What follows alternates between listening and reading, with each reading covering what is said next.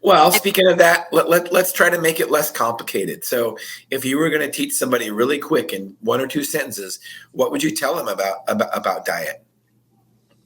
Well, something I would say is number one, you got to make sure you have enough protein, because protein is going to be kind of your building block for the muscle. It's what muscles are primarily made out of.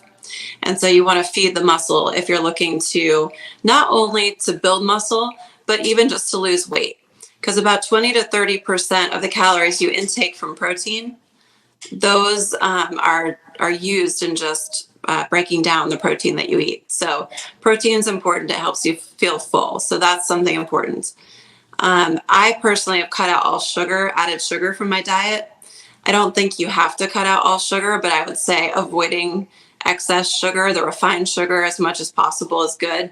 It's addictive. It'll make you feel hungry when you're not hungry, and then it causes blood sugar crashes after you have it. So it's just, I found it's better to avoid it and just get the natural sugars from fruits. And then another piece, which is interesting, is a lot of people used to look at the timing of when they ate, but the research has shown that overall it's not as important. Maybe before and after a workout it is, but like if you eat later at night or earlier at the morning, it's not as important. You don't have to avoid eating late at night. It's just what you're eating overall, if you're getting the proper nutrients for what your body needs, depending on your training that you're doing. Because obviously somebody who's training a lot is going to need a lot more calories and nutrients than somebody who's not. So I guess that was a very long one or two sentences. To sum it all up overall, I think you need to look at the quality of what you're eating. I recommend, especially anybody that's just starting this, to track their calories, because it's really enlightening when you start looking at how much you eat every day.